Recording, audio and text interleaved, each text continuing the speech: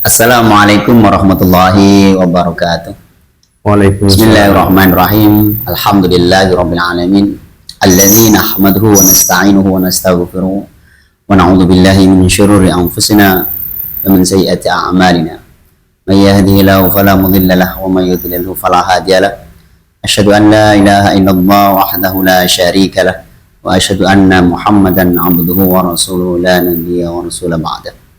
Allahumma salli wa sallim wa barik ala sayyidina Muhammadin wa ala alihi wa ashabihi wa man tabi'ahum bi ihsan ila yaumiddin. Subhanaka la ilma lana illa ma 'allamtana innaka antal alimul hakim. Rabbi shrah li sadri wa yassir li amri wahlul 'uqdatam min lisani yafqahu qawli. Amma ba'du. Para pemirsa yang dimuliakan Allah, alhamdulillah pada pagi hari ini menjelang sahur kita berjumpa kembali dalam agenda menemani para pemirsa dalam bersantap sahur yang disiarkan melalui channel YouTube Kifah Channel. Alhamdulillah, bersyukur kepada Allah. Mari kita bersama-sama mengucapkan alhamdulillah. Mudah-mudahan santap sahur kita pada pagi hari ini diberkahi oleh Allah, senantiasa diberikan kesehatan oleh Allah Subhanahu wa Ta'ala. Salawat salam semoga tetap tercurah limpahkan kepada baginda Nabi besar Muhammad sallallahu alaihi wasallam, suri tauladan kita, contoh yang agung bagi kita, contoh yang sempurna dalam menjalani kehidupan kita di dunia ini. Begitu juga salawat mudah-mudahan tersampaikan kepada para keluarganya, para sahabatnya, para tabi'in, tabi'ut tabi'in, serta kepada orang-orang yang senantiasa istiqomah di jalan syariatnya. Para pemirsa kaum muslimin dan muslimat, alhamdulillah pada pagi hari ini kami berserta kru bisa menemani para pemirsa dalam kajian teman sahur ya, yang mengambil tema tentang memelihara dan menyempurnakan ketakwaan. Nah, alhamdulillah dalam memelihara dan menyempurnakan ketakwaan di bulan suci Ramadan ini kami telah kedatangan narasumber, dan bersama kami telah di tengah-tengah kami yang insya Allah nanti akan menemani santap sahur para pemirsa sekalian. Baik, kita sapa dulu beliau, yaitu Kiai Haji Ahmad Najib. Assalamualaikum Pak Kiai. Waalaikumsalam warahmatullahi wabarakatuh. Bagaimana kabarnya pagi hari ini Pak Kiai? Alhamdulillah, alhamdulillah. Alhamdulillah. Suasana juga gembira Ustaz ya, saya ya. Gitu. Ya, yang pasti begitu. Yang pasti begitu. Apalagi kita diperkenankan oleh Allah berjumpa dengan bulan suci Ramadan. Ini barangkali mungkin disapa dulu bagaimana perasaan para pemirsa ketika dijumpahkan dengan bulan suci Ramadan ini. Tafadhol, disapa dulu para pemirsa. Assalamualaikum warahmatullahi wabarakatuh. Waalaikumsalam warahmatullahi wabarakatuh.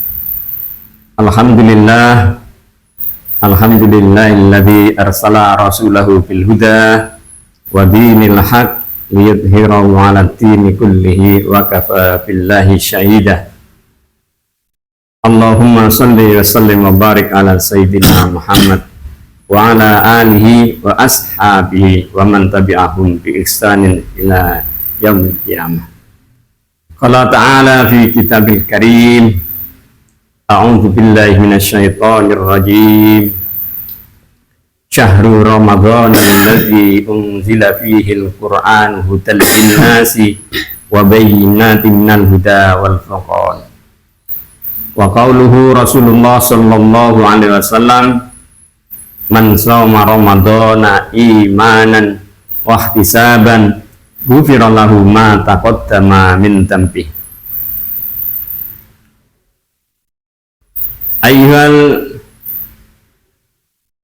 ulama al-fadil rahimakumullah, para pemirsa yang dirahmati Allah Subhanahu wa taala, para kiai, para alim, dan semua panjenengan dimanapun berada.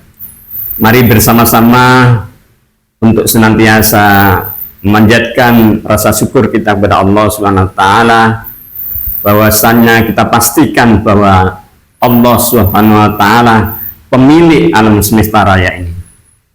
Jikalau panjenengan semua mengambil apa yang ada di bumi ini, maka sesungguhnya harta Allah Subhanahu wa taala tidak berkurang sedikit pun. Salawat dan salam kita sanjungkan kepada baginda Muhammad Rasulullah sallallahu alaihi wasallam sebagai teladan kita, satu-satunya nabi yang sempurna yang membimbing kita dengan risalahnya Islam sebagai agamanya. Oleh karena itu, para pemirsa yang dirahmati Allah SWT, mudah-mudahan para pemirsa dimanapun berada dalam keadaan sehat walafiat, dalam kondisi senantiasa menjaga puasa Ramadan ini dengan senang hati, dengan senyum, ya, karena Ramadan ini adalah bulan yang sangat istimewa bagi kita. Oleh karena itu, jangan sampai kita sia-siakan bulan suci yang penuh dengan keberkahan serta ampunan Allah SWT. Mungkin itu dulu yang bisa kami sampaikan. Kita selanjutnya monggo kepada Ustadz Husin untuk menyampaikan selanjutnya. Baik, terima kasih.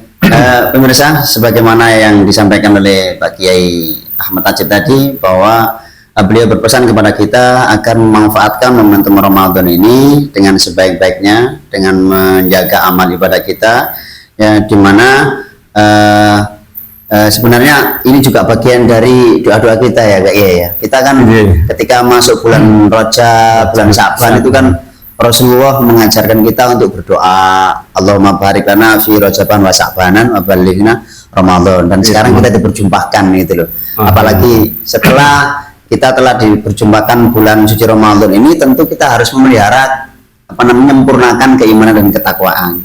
Nah, semampang ini kita dan para pemirsa ini kan diperjumpakan bulan suci Ramadan ini, Pak Kiai, ya.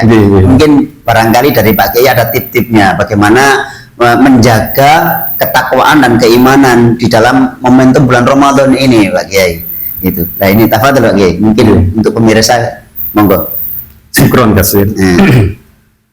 Baik para pemirsa, di bulan suci Ramadan yang istimewa, tentu kita tidak berharap apa yang kita lakukan di bulan suci Ramadan ini tidak memiliki nilai, ada kesia-siaan di sana.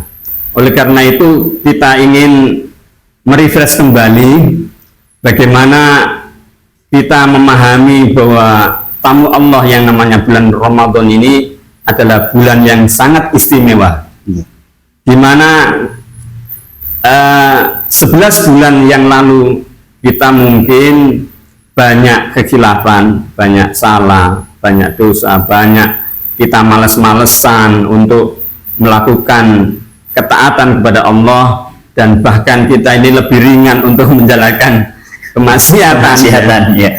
Karena memang siapa yang bisa menjamin dalam keadaan kondisi sekarang ini, ya. Itulah yang kemudian kita ini harus tetap bersyukur dan senang. Banyak godaan yang mengganggu sehingga cuman ketika Ramadan masuk ini, kita benar-benar ini sebuah anugerah yang besar bagi kita kaum muslimin, orang-orang yang kesempatan untuk berjumpa. Betul sekali.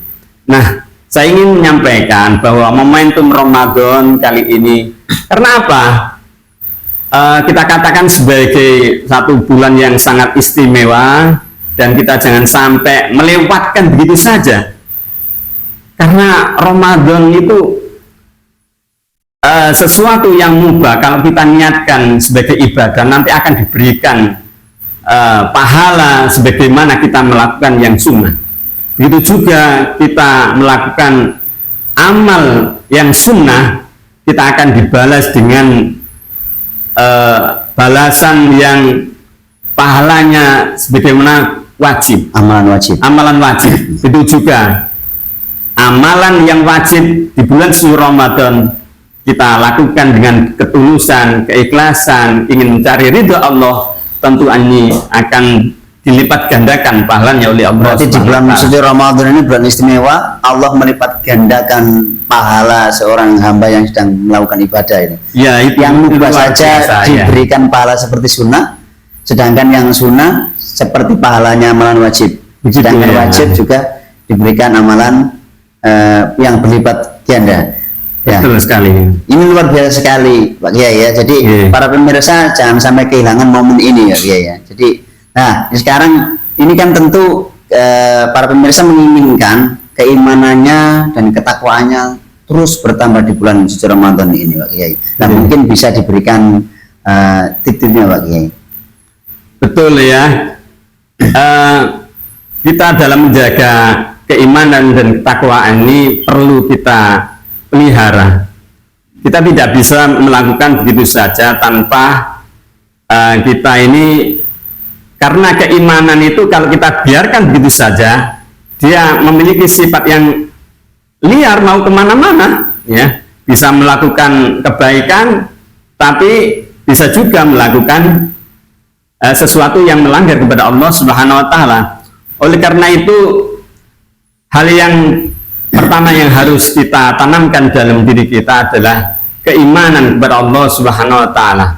Jadi iman ini sebagai modal, sebagaimana di dalam surat Al-Baqarah yang disampaikan oleh Allah Subhanahu Wa Taala sebagai bekal utama, ya. Dan kita yang dipanggil oleh Allah Subhanahu Wa Taala untuk bertemu dengan bulan suci Ramadan. Allah sampaikan, ya ayyuhalladzina amanu kutiba alaikum syiyam kama kutiba alal ladzina min qablikum la'allakum tattaqun. Ini harapan kita, yang semula kita ini 11 bulan yang lalu iman kita biasa-biasa saja, tidak begitu bersemangat, girohnya juga lemes loyo ya. Tapi ketika kita memasuki Ramadan, jangan sampai, jadi iman ini harus dibangkitkan, gairah untuk melakukan ketaatan, melakukan takarub kepada Allah Subhanahu Wa Taala, mendekatkan diri dalam rangka memohon ampun, memohon pertolongan kepada Allah Subhanahu Wa Taala. Ini sesuatu yang harus kita lakukan karena ini momentum 1 tahun itu hanya ada pada bulan suci Ramadan. Nah, yang kedua adalah karena takwa ini adalah buah. Orang ini kalau ibarat menanam tanaman ya. Yang kita harapkan itu adalah buahnya. Oleh karena ketika kita ini menanam tanaman ya, kita harus rawat dengan baik. Mulai dari penyemaian, kemudian merawat, ada gulma, ada rumput-rumput yang bisa merusak dan lain sebagainya, maka harus kita bersihkan hal-hal seperti itu. Sama halnya ketika masuk Ramadan, amal-amal yang kita buruk ya kita niatkan dengan sungguh-sungguh, karena kita tidak akan mendapatkan buah dari puasa Ramadan, yakni takwa itu sendiri, kecuali kita tidak bersungguh-sungguh untuk berharap kepada Allah Subhanahu Wa Taala. Barangkali begini Pak, mungkin dalam rangka untuk meningkatkan keimanan dan ketakwaan, apalagi takwa itu pun buahnya dari keimanan bagi seorang hamba. Nah, mungkin adakah amalan-amalan yang itu bisa menambah keimanan, yang bisa mengganti amalan-amalan yang sia-sia itu Pak Kiai? Mungkin di dalam bulan suci Ramadan itu harus memperbanyak apa sehingga kita harus menambah keimanan dan ketakwaan itu Pak Kiai? Tafadhol Pak Kiai. Iya, betul. Jadi memang harus kita isi Ramadan ini dengan bertakarub kepada Allah Subhanahu Wa Taala. Seperti kita melakukan hal-hal yang amalan sunnah itu harus kita istiqomahkan ya. Yang semula kita ini malas-malasan qabliyah ba'diyah, hanya sholat wajibnya saja itu kan banyak. Hanya sholat wajibnya saja dalam keadaan puasa ini ya sibuk, orang itu kan kita nggak tahu masalahnya. Dulu tuh ya kita bisa merasakan hal seperti itu gitu loh. Nah, ketika masuk Ramadan ya monggo kita ini harus giroh semangatnya ini harus dimunculkan ya. Dengan apa ya? Kita ini merasa takut kepada Allah Subhanahu Wa Taala. Jangan sampai kemudian kita ini tidak dilindungi oleh Allah Subhanahu Wa Taala. Makanya takwa itu memiliki pemahaman, pengertian dari wakoyati wikoyatan, melindungi. Nah, salah satu dari keutamaan di bulan suci Ramadan yang pertama adalah ada keberkahan, kemudian ada ampunan, dan ada itqun minan nar, yaitu dijauhkan dari neraka.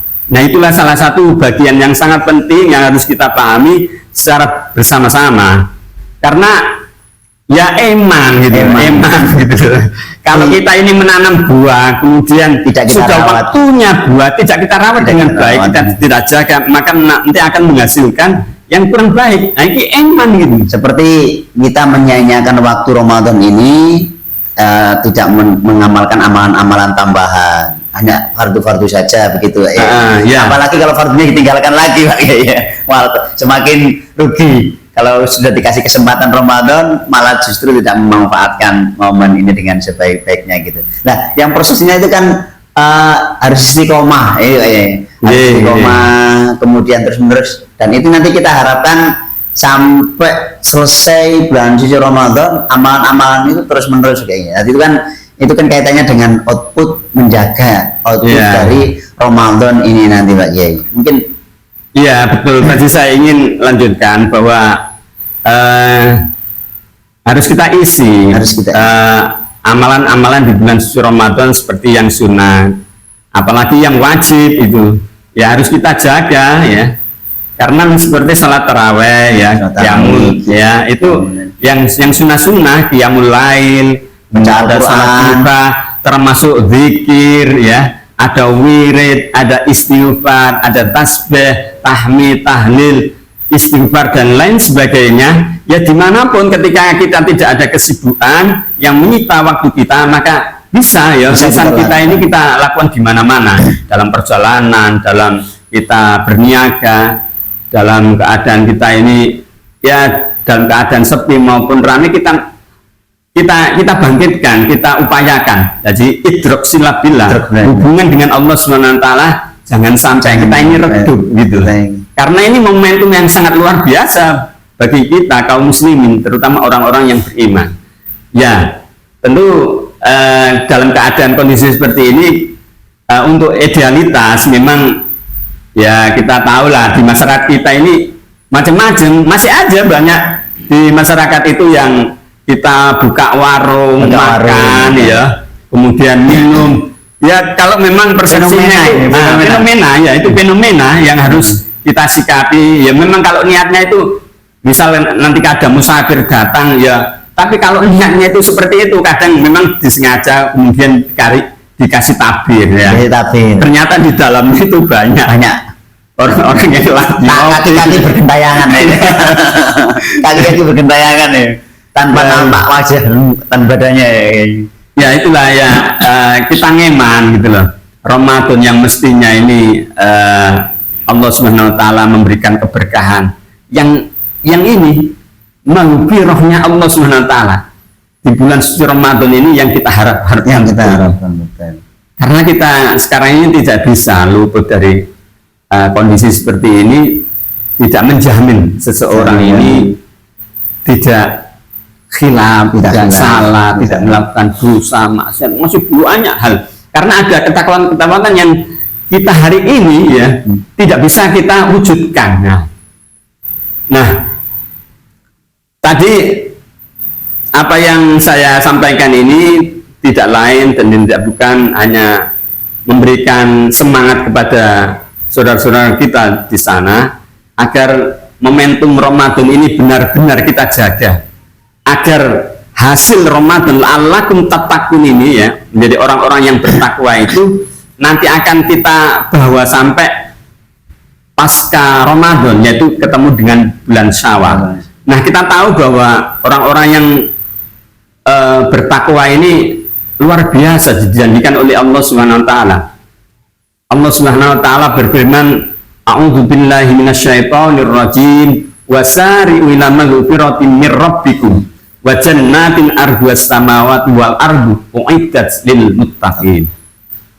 Bersegeralah, cepat-cepat gitu loh. Kalau kita ini ada tolak perintah Allah itu untuk kebaikan, itu disuruh untuk jangan jalannya itu ketemek-ketemek, tapi disuruh untuk berjalan cepat. Dan seperti jalan berlari gitu loh. Wasari'u ya. Bersegeralah kalian itu menuju ampunan Allah Subhanahu wa taala, di mana surga itu yang luasnya langit dan bumi yang akan diperuntukkan kepada orang-orang yang bertakwa. Luar biasa. Makanya di dalam Al-Quran dalam surat Hujurat ayat ke-13 Allah Subhanahu wa taala juga menyampaikan inna akramakum indallahi atqakum. Sesungguhnya orang-orang yang paling mulia di antara kalian adalah orang-orang yang bertakwa.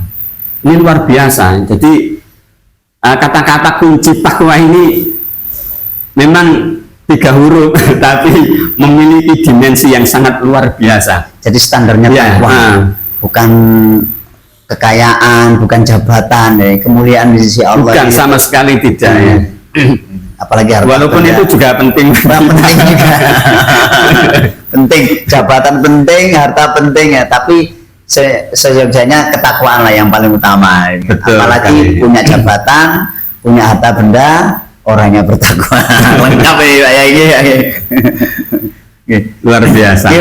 Ini kan kita melihat seperti yang panjenengan singgung tadi ya di awal tentang fenomena masyarakat ini yang mungkin tidak bisa sempurna dalam menjalankan puasanya ya, apalagi meraih keimanan, meraih kesempurnaan ketakwaan. Ini kan agak sulit ya, sempurna mungkin 100% ya, karena memang kita berada di lingkungan yang notabene-nya ini tidak sempurna juga gitu loh. Masih banyak gangguan-gangguan ya, seperti kita melihat, kita menyaksikan ada warung-warung buka yang tadi jenengan sampaikan. Kemudian ternyata bukan saja warungnya buka gitu loh, ada juga pengunjungnya di siang hari.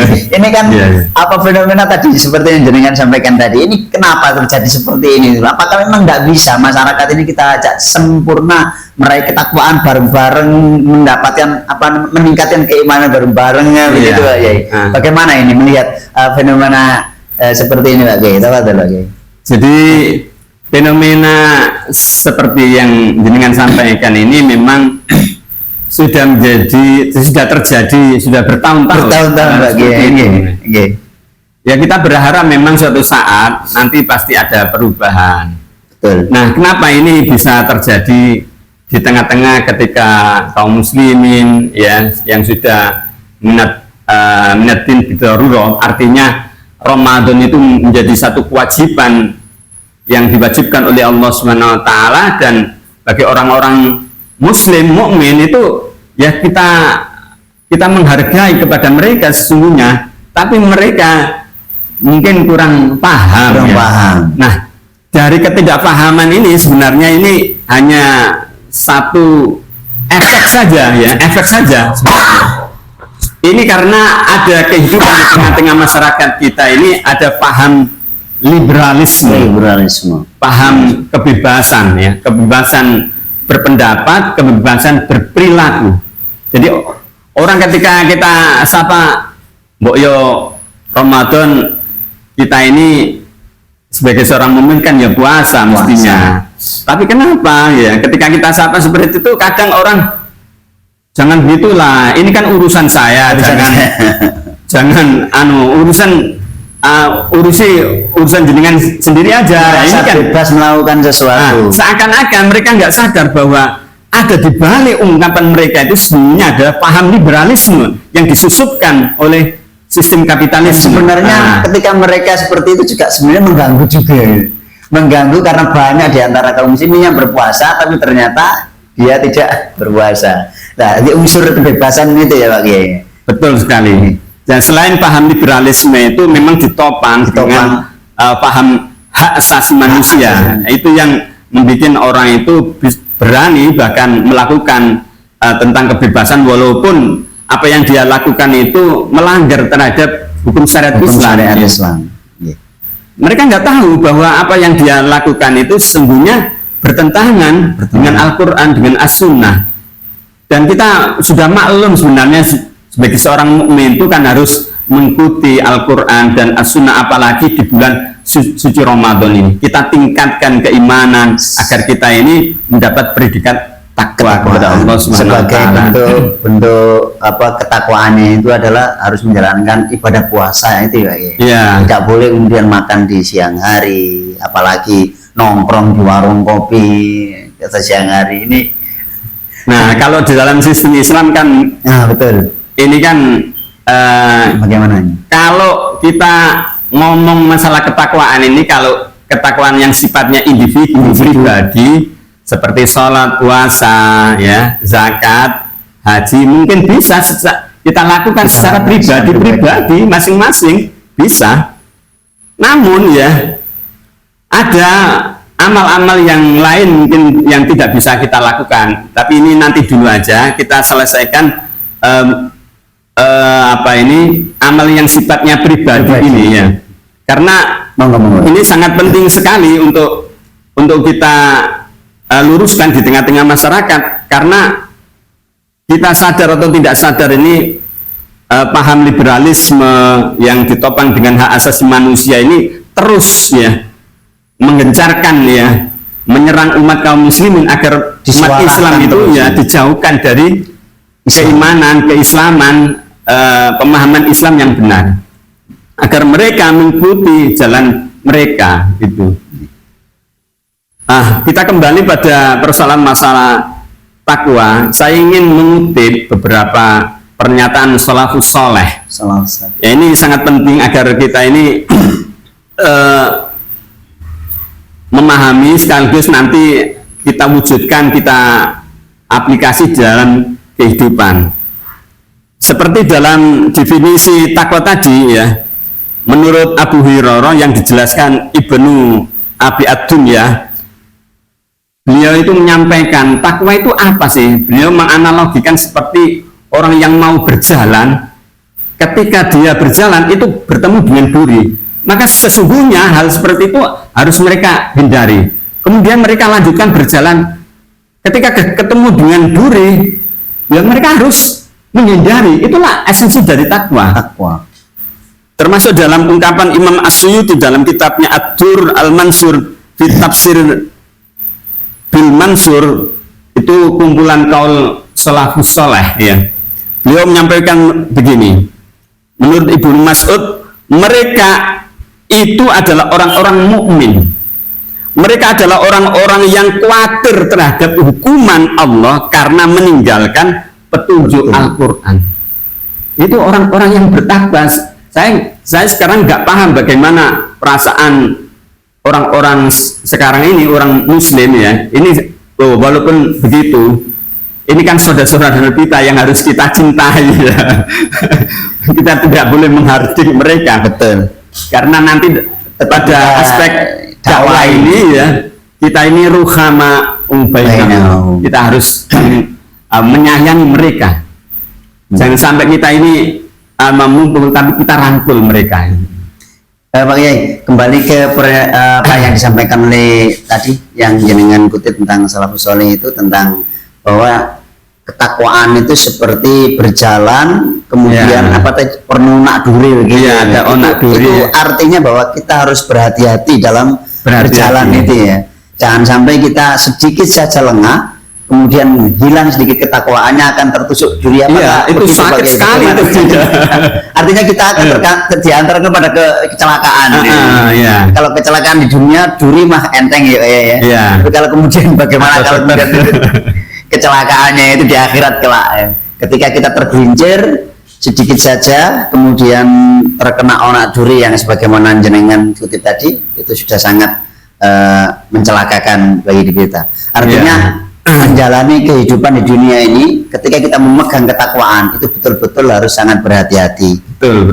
Apalagi ya sebagaimana tadi jenengan menyampaikan fenomena sekarang itu gampang sekali kaum muslimin itu tergelincir untuk terpengaruh mengikuti hawa nafsu duniawinya. Betul sekali ya. Gitu Pak ya. Jadi lanjut kita dengan fenomena-fenomena yang ada Pak Kiai. Ini sangat-sangat banyak sekali ya. Kemudian ya sebagaimana tadi yang jenengan sampaikan bahwa mereka-mereka ini juga orang-orang yang harus kita sampaikan dakwah dengan ruhama bainahum, penuh dengan kasih sayang dengan mereka itu.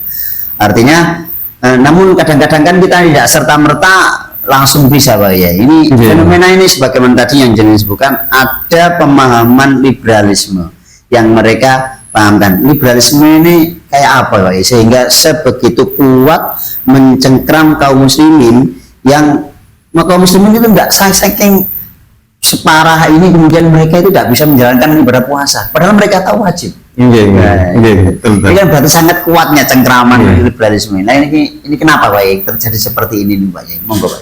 Iya. Paham liberalisme yang terjadi dalam dunia Islam itu tidak hanya terjadi di Indonesia, bahkan hampir di seluruh negeri-negeri kaum muslimin yang hampir ada kurang lebih 50 negara. 50 negara. Termasuk di wilayah daratan Timur Tengah ini. Timur Tengah. Sangat masif sekali. Berarti dari Arab sana. Paham liberalisme masif tersistem, jadi mereka tidak terasa bahwa mereka sesungguhnya telah jauh dari ajaran Islam, ajaran yang diwariskan oleh baginda Rasulullah Shallallahu Alaihi Wasallam. Dan paham liberalisme ini kan paham yang tentang masalah kebebasan, mereka tidak mau terikat satu paradigma kerangka berpikir tertentu. Nah, sementara orang-orang Islam itu kan harus terikat dengan hukum syara. Jadi hukum syara itu kan khitabus syari al-muta'allaku bi af'al ibad, bahwa amal perbuatan seorang hamba itu harus terikat dengan hukum syara. Ada halal, haram, sunnah, makruh, dan mubah. Nah, tentu ini harus menjadi maklumannya din bidarurah mestinya. Hari ini paham. Iya, betul. Cuma hari ini ternyata umat Islam ini tidak terasa. Tidak terasa. Ya, mereka mulai mengikuti langkah-langkah mereka, ya. Mengikuti jejak-jejak mereka, mengikuti milah mereka, paham mereka, pemahaman mereka. Sedemikian kuat ya pengaruhnya itu. Adakah unsur peran negara yang kemudian sedemikian kuat pengaruh dari liberalisme itu ya? Yang pasti kalau kita menelisik atau mendalami mendalami keadaan seperti itu, sesungguhnya peran agama atau sebuah ideologi itu sangat kuat. Sangat kuat. Ya, sangat kuat. Mereka ikut bersama di sana ya. Seperti paham kapitalis sekularisme yang dulu memang ini berkembang di Barat, kemudian mereka berkembang ke seluruh negeri Muslim, karena mereka tahu kalau umat Islam ini memegang teguh dengan Islam, dengan Al-Quran dan As-Sunnah, apa yang diwariskan oleh baginda Rasulullah Sallallahu Alaihi Wasallam, orang Barat tidak akan mampu untuk menundukkan umat Islam.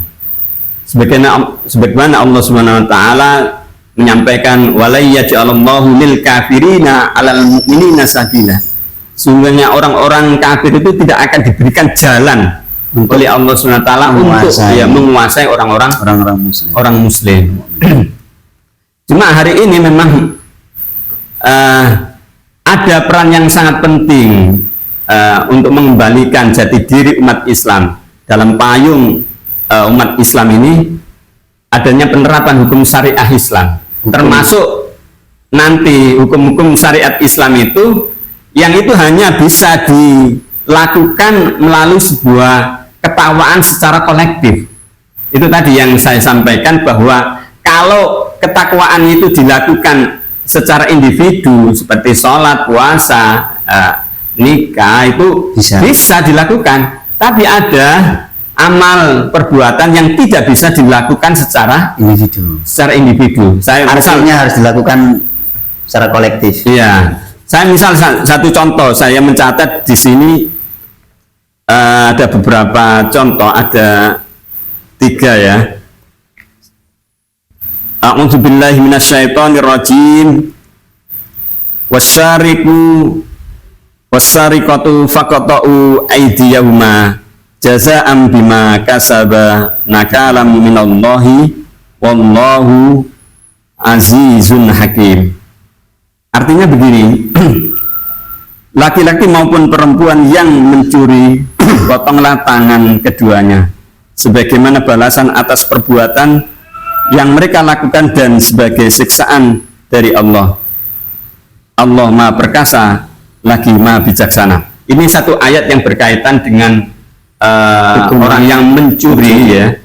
Orang mencuri tidak langsung otomatis ya, karena ada nilai kadar yang batasan ketika orang mencuri itu harus dikenai sanksi potong tangan. Mekanisme Misal ya. Kemudian contoh yang lain di dalam surat An-Nur ayat yang kedua, A'udzubillahi minasyaitonirrajim, az-zaniyatu waz-zani fajlidu kulla wahidin minhuma mi'ata jaldah. Pezina perempuan dan pezina laki-laki, derahlah masing-masing dari keduanya 100 kali. Nah, itu juga yang kedua ya ayat ini. Saya ingin mengutip 3 ayat saja nanti biar kita lebih memahami tentang perintah Allah atau tolak yang itu tidak bisa dilakukan secara individu tapi dilakukan secara kolektif. Artinya ada peran negara untuk mewujudkannya itu. Nah, itu menjalankan hukuman tadi. Iya. Di dalam seperti dalam surat A'udzubillahi minasyaitonirrajim, dalam persiapan pasukan perang misal, wa'idu lahum mastata'tum min quwwati wa mir ribatil khayli turhibuna adullahi wa aduwakum, dan ila akhiri ayat itu wa'idu lahum mastata'tum ya, persiapkanlah kesanggupanmu ya, kecukupanmu, mastata'tum sesuai dengan kemampuan. Wa'idu lahum mastata'tum min quwwati wa mir ribatil khayli, kekuatan ya, artinya kuda-kuda yang ditambatkan itu boleh jadi itu dianalogikan dengan pasukan, kemudian senjata militer dan lain sebagainya. Untuk apa? Menggetarkan musuh-musuh. Nah, apa yang tadi saya sampaikan tentang ayat orang berzina harus dijilid 100 kali, orang yang mencuri itu harus dipotong tangannya, kemudian persiapan pasukan perang dengan segala peralatannya juga perlu disiapkan. Nah, ini juga artinya gini, ayat ini sama dengan wajibnya puasa, sama dengan wajibnya orang sholat, sama halnya dengan wajibnya zakat. Itu khususnya di hadapan hukum syariat Islam itu statusnya sama, yaitu hukumnya wajib. Hanya saja kalau sholat, puasa, zakat itu bisa dilakukan secara individu. Namun ketika berkaitan dengan 3 ayat tadi, maka harus ada peran negara yang mewujudkannya.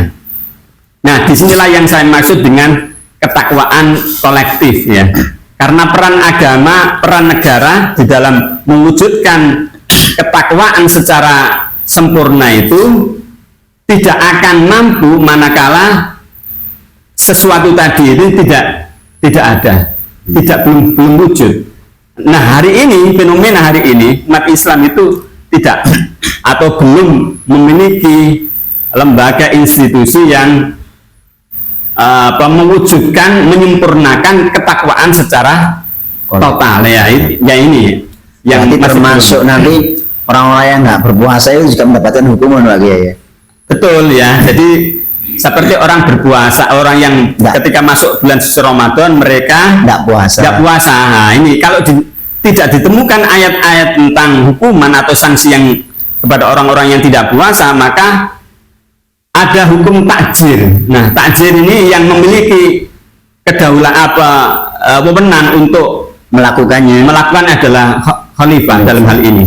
Termasuk sekarang ini yang gonjang-ganjing yang sangat luar biasa ya. Dijen pajak itu ada 300 triliun. Ini kan luar biasa ya. 49. Ya, yang terakhir 349 triliun ini. Dan itu pajak dan kemudian pencucian uang. Nah, pencucian uang. Tindak pidana. Ini kan kalau uang sebesar itu, terus hukumannya apa? Nah, itu kalau di dalam kita merilis di dalam kitab-kitab fikih, kalau hukuman seperti itu ya, ini kan bukan kategori mencuri ya. tapi dia khianat. Jadi dia khianat terhadap wewenang yang diberikan oleh rakyat ya. Karena seorang pejabat itu adalah melayani rakyat. Maka ketika dia diberikan amanah maka dia harus menepati ya.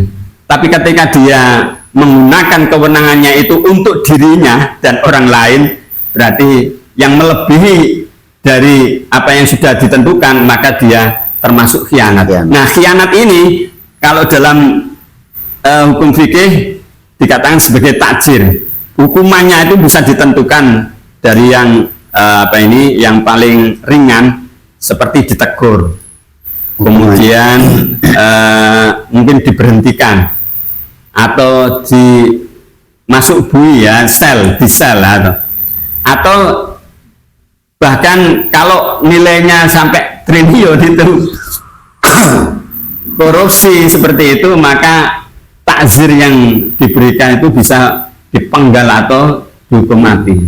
Nah, itu tergantung nanti teknisnya diserahkan kepada seorang khalifah ya.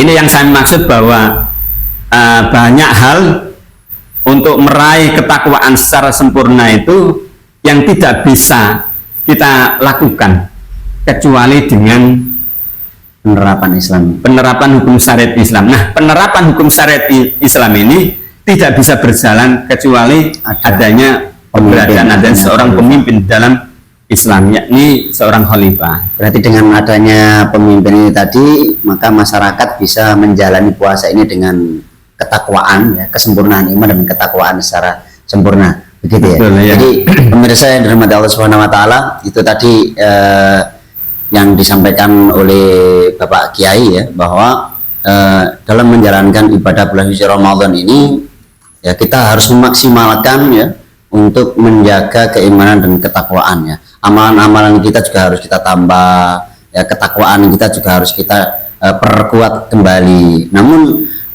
sebagaimana yang beliau sampaikan bahwa untuk meraih kesempurnaan iman dan ketakwaan di dalam kondisi sekarang ini, apalagi kaum muslimin ini sedang mengalami serangan yang namanya pemahaman liberalisme, pemahaman kebebasan, bahwa orang tidak puasa ya urusannya dewe, tidak apa-apa, tidak merasa itu melanggar.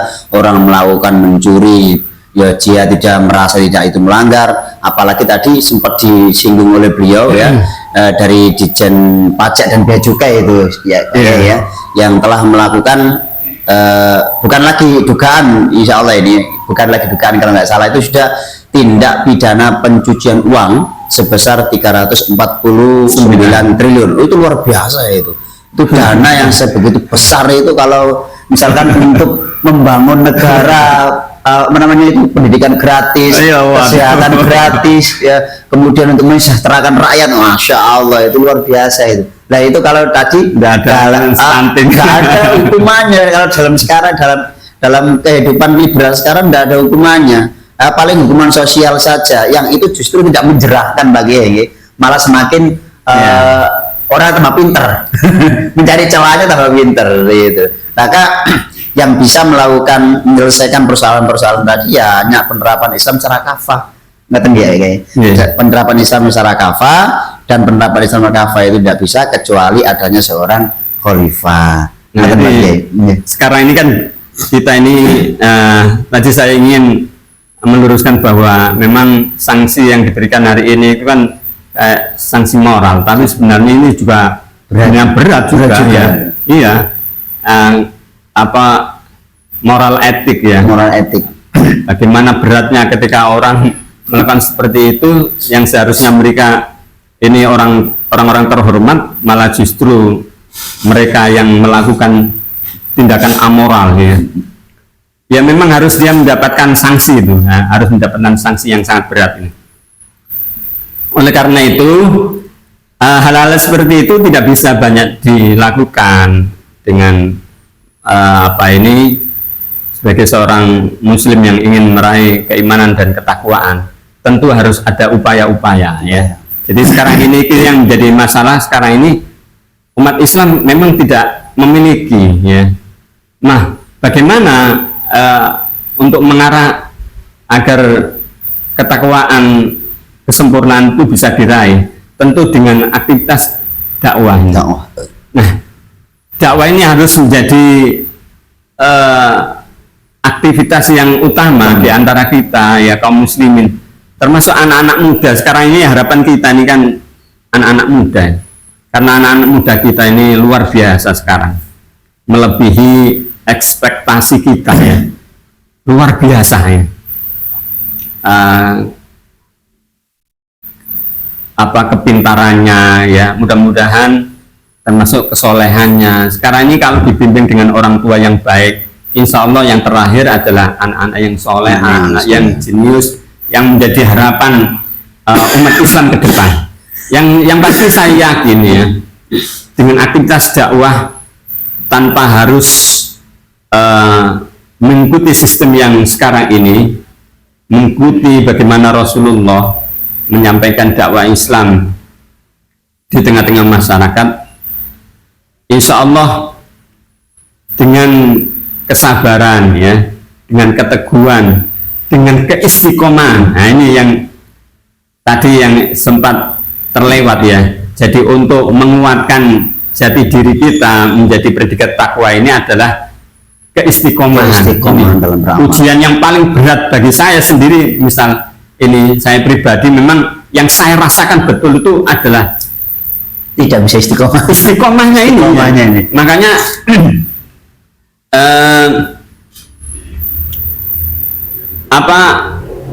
seorang salafus saleh mengatakan begini, amalan orang yang istiqomah itu hanya amalan yang bisa dilakukan oleh orang-orang besar, orang-orang hebat.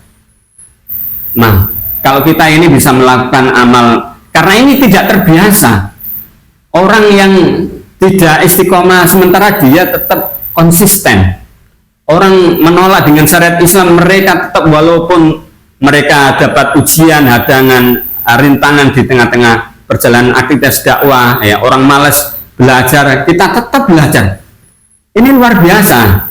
Jadi ada generasi, kalau kita ini tidak memanfaatkan momentum Ramadan ini untuk ke depan ya, termasuk juga Syawal nanti ya, kita akan kehilangan momentum Ramadan yang penuh dengan keberkahan. Jadi jangan sampai kemudian era kita tidak memberikan asar ya, tidak meninggalkan jejak-jejak kebaikan di tengah-tengah umat hari ini, termasuk khususnya di bulan suci Ramadan. Kita akan dicatat oleh Allah SWT walaupun sekecil apapun kebaikan. Baik, itu ya. Ya Pak Yai, ini sudah kita berada di ujung pertemuan ini. Barangkali mungkin ada yang disampaikan di akhir ini untuk menyempurnakan ketakwaan di bulan suci Ramadan ini, bagaimana Pak Yai? Monggo langsung saja untuk sebagai kesimpulan perjumpaan.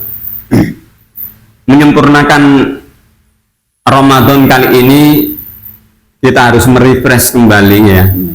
Amalan-amalan di bulan suci Ramadan ini kita ulangi terus menerus ya, yang sunnah ya, yang wajib, termasuk thalabul ilmi, kita bersilaturahim ya, kita menghargai, ada empati, simpati ya, kita menolong orang-orang yang lemah, orang-orang yang miskin ya. Ini harus kita tumbuhkan ya di tengah-tengah masyarakat. Termasuk kita ini ya, kita harus menjadi pionir lah, perintis, agar kita ini meninggalkan tadi jejak rekam ya, asar yang memiliki pengaruh ya, yang akan diteruskan ya, akan bisa dilihat oleh generasi nanti kita di belakang. Jadi kita membuat kajian seperti ini, sesungguhnya kita telah melakukan jejak-jejak kebaikan ya, membuat jejak kebaikan di tengah-tengah masyarakat yang nanti akan dilihat oleh anak cucu kita. Mudah-mudahan insya Allah. Dan yang tidak kalah penting, para pemirsa yang dirahmati Allah SWT, Ramadan kali ini semua amal yang Ramadan ini nanti kita bawa nanti di bulan Syawal, karena Syawal ini adalah bulan peningkatan bulan peningkatan iman dan takwa, bulan peningkatan amal kebaikan kita, termasuk juga meninggalkan hal-hal yang buruk, meninggalkan kemaksiatan. Ramadan, Syawal ya, kita upayakan terus-menerus. Jadi kita jangan paling tidak jangan kendor lah, apalagi dikendor ya. Bahaya ini ya. Tetap semangat lagi. Tetap semangat. Dan mempertahankan kebiasaan selama di bulan suci Ramadan begitu ya. Nggih. Monggo lanjut lagi ya. Barangkali ini menyempurnakannya gimana soalnya? Langsung mengutip para alim, para ulama bahwa Ramadan yang walaupun ini masuki 10 yang kedua ya. Ini sudah masuk 10 kedua insya Allah. Materi ini sebenarnya kan mungkin di penghujung, tapi alangkah lebih indah lagi ya kita berada sekarang ini menyampaikan materi ini karena kita lebih bersiap-siap ya. Jadi apa yang harus kita lakukan selama Ramadan dan nanti pasca Ramadan. Sebagaimana para ulama ya